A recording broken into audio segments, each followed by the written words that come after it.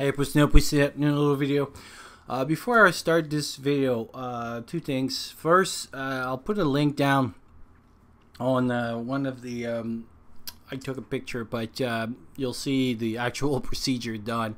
It's one of the series that they shot at the hospital that I worked last year, and it's pretty well done. So also, I'll say at where to look for it for the whole procedure and stuff. But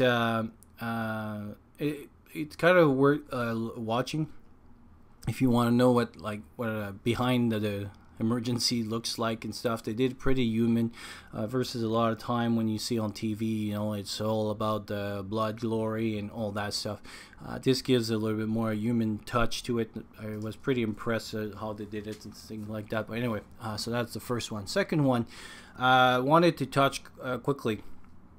I mentioned that in a few videos in the past, but when I mention stuff or I talk stuff, I always try to first of all make sure that there's literature supporting that, but also I try to warn people when procedure are a little bit. And be aware that when you do something,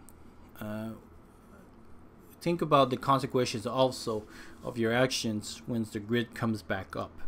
Not because there was no medical field or whatever and stuff, that if you do something, whatever procedure, and you administer medication to someone or whatever, antibiotics or whatever it is, and there's a bad consequences on that, you could be held responsible for the action. And even if there's a good consequences, if somebody report those, or even like they found you finally and they look like what the hell happened here, and they could be holding you responsible for your actions. So be always remind us that not because something is good and that you save a life, that doesn't mean it has any legal consequences. I find sometimes on YouTube I don't quite mention that.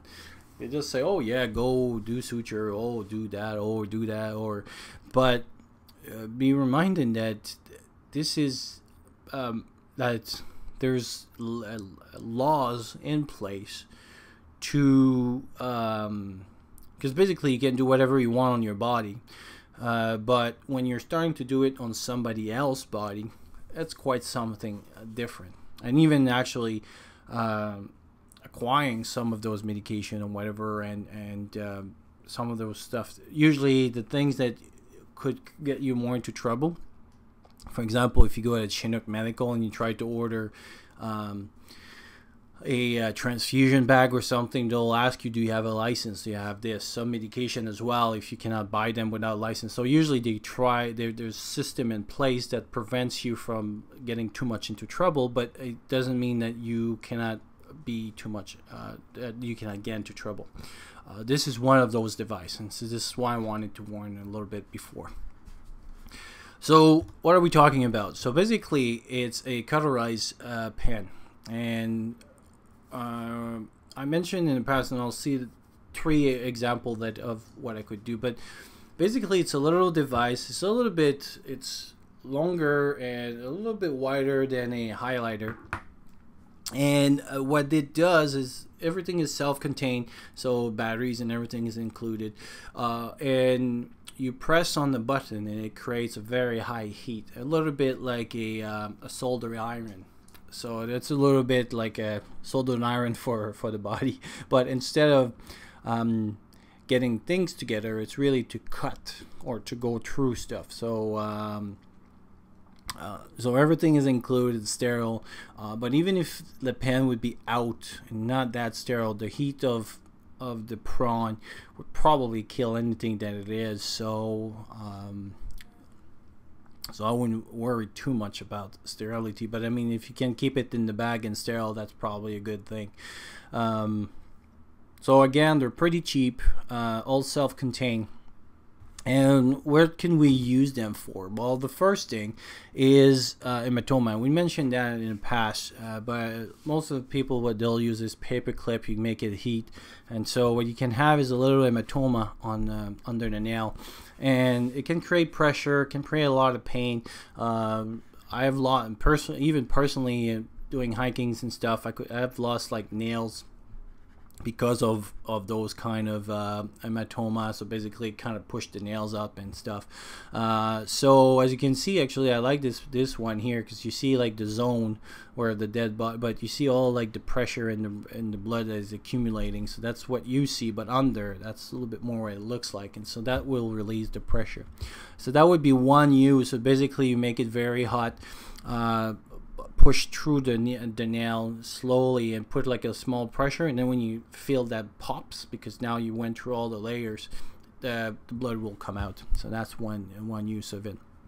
The other use of it would be if you have a small, so this is after it started to bleed, but if you have a small vessels that, so a lot of people will carry a hemostat clamp for if they cannot control the bleed, and it's an arterial bleeds and stuff. That device would do probably a better job than clamping. So what we tried to do, and so our body, when we start bleeding, has this cascade of very complex product that it sends. You got platelets and fibrins and all this, and it's always a pain to learn the whole thing. But it's basically it's a whole cascade of things that is because of bleeding. The whole purpose of it is to create a clot so that there's no more bleeding. So basically blocking the pipe. And one way that it will do is try to shrink the pipe so that the hole is not as big. So that way you don't need as much of a big clot to form. So this is why when we press, or when we compress, put direct pressure and stuff, that's the whole purpose of that mechanics of working.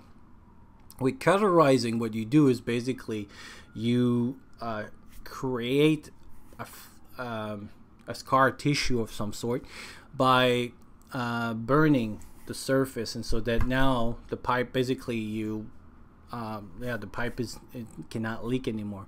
So small vessels, and sometimes we do that also in emergency. Another product that we'll use sometime is silver nitrates. So they're little look like swabs, and at the end there's a product, and actually that product reacts to oxygen, and so it has to be kept in the dark in a little bag. Like there's a bag inside the container, and it has to be sealed, and no humidity go in and stuff. This is why those ones are not that easy to keep. They're useful for different things, but they're not as easy to keep because of it has to be in the right environment and stuff, and if any humidity or this reacts, it's a little bit like a match. So once the match is used, you cannot reuse it. So that's a little bit the same concept of this. So if your match would be open and you would try to, then it's not don't work. So if I could make a comparison, the cautery pan would be like a lighter, and those would be like a match. So it's a one-time use, and you have to be sure that you keep it the way you keep it. But sometime when people either have like a bag laceration, or you would have like a head injury, there's a lot of vessels on there. Cauterizing it could have some use, because you would cut the circulation, cut the bleeding. And so once the hemostasis is created, so once you control the bleeding, then you could go into wound treatment.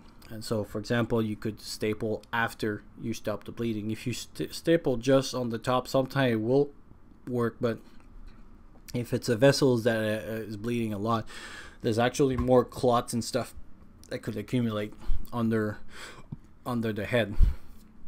So that would be another use for it. And the third one, that's the one that, so if you go at 38 minutes, if you don't want to watch the whole episode, but if you go around 38 minutes, they had a cool case And what you see here is basically a shot of the machine they use. It's exactly like the pen that we're talking, but this one is actual machine. So you press on the pedal and it creates electricity and stuff.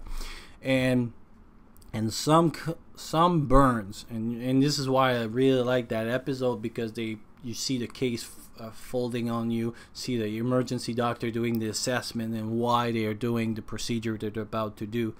And some patient, when there's a so when there burns, it's not just on one side, but it's all around, so circumflex, all around burns. You need to create some space and create a way of because there's so much pressure that blood and tissue and plasma is compressing your nerve, and you could get compartment syndrome, it's called. So basically it's pressing so much on blood and circulation that you can lose your feet, and you can have a lot of complication. In this case was a foot, but it's most like it can happen everywhere in the body. So that would be another use for it, and that's why I put the link for the episode. And again, at 38 minutes you can see the whole case unfold. But that would be another case it could be. I heard some people also, I mean, again, it's like a lighter, so it's very hot. It could be used as a fire starter, but I don't think it would be a very useful to use medical stuff for that. But I mean, if you had to, you had to. And there's probably other case of minor surgeries, because it's basically like a scalpel, but instead of just cutting, it sterilizes and at the same time also cauterizes. So that means it does hemostasis. So even if you cut, there's no bleeding because the heat does both things at the same time. So I'm sure there would be some case of, for example, if you had maybe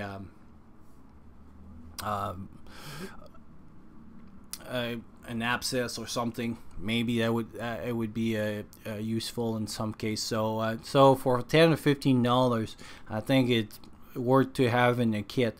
But again, to recognize that using it has its risks and benefits, and there can be a lot of risk about it. I mean, it's pretty powerful stuff, even if it just looks simple like this, but it's a powerful tool that you can do a lot of damage to someone. So anyway, hopefully you like that